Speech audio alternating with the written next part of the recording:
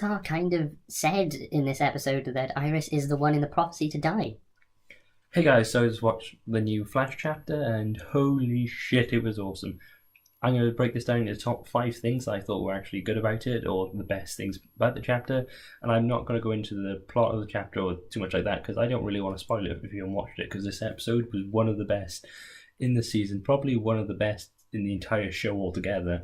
So let's jump into it, okay? Number 5. Coming. The reaction where everyone kind of finds out that Iris and Barry are getting engaged, well, they're engaged, and they're going to get married.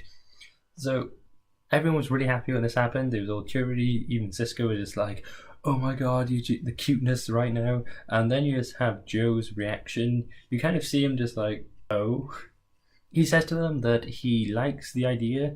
He make them to make him the happiest person in the world, which Wally must have just been like, what about me, dude? And then you just see him talk to Barry afterwards, and he's like, well, Barry, how come you didn't ask my permission to marry my daughter? I've told you this story about how I went to marry my ex-wife and had to go to the parents and ask them for marriage, and it was just really, it looked like Joe didn't like it, or there was something up with Joe. He was kind of shocked, obviously, but I think he thought Barry would respect him a bit more to at least say, hey, can I marry Iris? We've been thinking about this.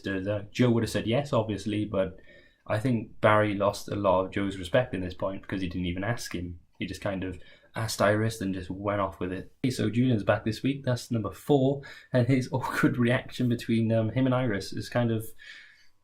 Iris went to hug him, he went to handshake her. They both didn't know what happened. He ended up kissing her in the episode. It was just like, whoa. Yeah, he wasn't there last week. He went to like a Harry Potter thing, or like something to do with Harry Potter. So he wasn't there last week, so he come back this week. And if you look at his bag really quick, it looks like, when he's bringing it in, it looks like the kind of, where did they go last week? Gorilla City. They kind of looks like he'd been there or something, because the top layer of the bag looks like some Indiana Jones type thing. And it was cool to see the little awkward interaction. And they finally kissed in the episode, so it's like confirming that they actually are together, even though, giant spoiler, they kind of break up. It's really awkward. They get together and they break up, and then you don't know where they are. Hopefully they're going to get back together, even though I think Julian's probably going to die in the end, but, Also, Savitar kind of said in this episode that Iris is the one in the prophecy to die. So everyone's been wondering about this. Everyone thought it was Julian. Everyone thought, oh, wait a minute, it might be Joe for some reason. He's getting a lot of screen time this season and last season. But no, Savitar actually admitted. He said that, oh, Iris, I'm sorry I have to kill you, but it's either me or you. So he's confirming that it is Iris in the prophecy that he was talking about. And we also find the betrayer out in this, which I'll tell you at the end. If you don't want to know who betrayed them, then just, watch the top 5 and then just end the video before I say it. I'll warn you again before I say it. Anyway, number 3. 3 is, well, if you kind of didn't already watch the episode, then you probably wouldn't want to know this, maybe. It's about saving Iris and fast enough. And it's not really a spoiler because Barry did say it last episode. Wally is running and he hits 2 checkpoints, and it's the distance he has to run to save Iris in a certain time, and he makes it, which is really awesome. But the one thing I was thinking about is he's running full speed, and he's been running for about 5 minutes or something like that, or at least around about that time. If this is going to happen, and they know the time, but if he's not in that area, or if he has to slow down for any reason, if he's not running like Barry, when he first learned how to do the supersonic punch, he had to run in a straight line. If Wally doesn't run in a straight line or doesn't constantly keep running, he is going to mess up. That's what I was thinking this entire chapter, this entire episode. I was like, he's going to mess up. He's just going to, even if he trips and has to regain his speed, he's going to fail. Sorry I got a bit interrupted there, but what I'm trying to say is, if he, someone goes in the way of him where he has to even move slightly, he is going to not make that time. Anyway, moving on to number 4. This is Wally's little hissy fit flip out thing. So we all know Barry proposed to Iris last week. Wally gets vibed into the future and realizes Iris doesn't have a ring on his finger. So he instantly assumes that that's why Barry asked Iris to marry him. So he flies over there pretty much like sprints, and he's just like proper flipping out at this point because Barry had a huge go at him earlier in the episode, and he's pretty much shouting this. He pretty much tells Iris that Barry did not want to marry you yet. He asked you to marry you. He asked you to marry him so that you would not die. I messed up that sentence, sorry, but Barry asked Iris to marry him because he thought, okay, she hasn't got a ring on. If she has a ring on, it might change the future a little bit, so it might cause the whole Savitar incident not to happen. Which Iris does not take well, neither does the entire team. Joe kind of gets it, which would surprise me. Joe is this kind of like, I see why he would do it. I, go with it. He says, you're the only one that knows what's right. He says your relationship shouldn't be complicated. So it kind of sounded like Joe wants her to do it to save him.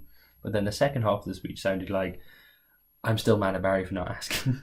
So do whatever you want. Anyway, guys, the last thing now, because it's really late and I don't know if I'm going to edit this today or tomorrow.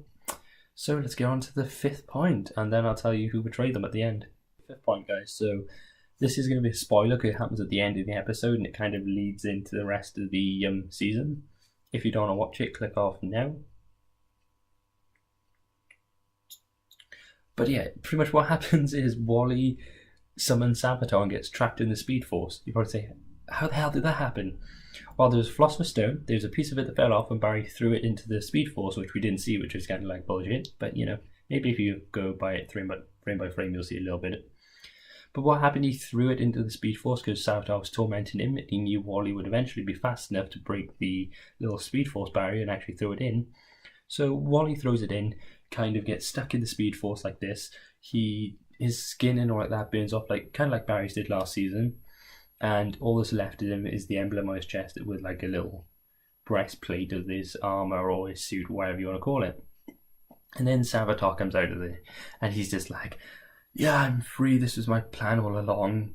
I knew you wouldn't trust Wally. I knew he'd be fast enough to run this fast and actually break the Speed Force barrier. Barry goes apeshit on him. Barry hits him, which is a really awesome thing. He actually hits him, he blocks his attack. And then Savitar does get the upper hand, but he even does the vibrating hand thing and cuts off one of Savitar's blade things. Which kind of makes me think, does he only have one now? Because if anything messes up and they change the future and he has to stab Iris with the other hand, he won't have it. So does he regrow them? Is he going to get another one? Or is it actually the other one on his his left hand, I think he gets hit off, or his right hand? No, yeah, I think he gets his left hand. No, he gets his right hand hit off. And does he must stab Iris with his left then? If Barry hit the other one off, he would have saved Iris right there. He messed up. Anyway, guys, I'm literally about to fall asleep, so the one who betrays them is Caitlin. Caitlin betrays them because she keeps a little bit of the stone and she thinks, okay, if I study this part, I can find out he can give power, maybe he can take it away, maybe this little bit of the stone can take away my power. So I feel bad for her because she's like, I didn't mean to do all this, and it turns out she ends up actually is the reason Savitar got locked away for so long. It was such a good episode, guys. Go watch it. Anyway, I'm going to go and edit this and go to sleep. Hope you have a good night. Hope you watch a chapter. Hope you enjoy it. And yes, I'll be making a lot more content on this channel. And it won't be like this video because this video is filmed like 3 o'clock in the morning. And yeah, hope you all have a good day or night or whatever. Bye.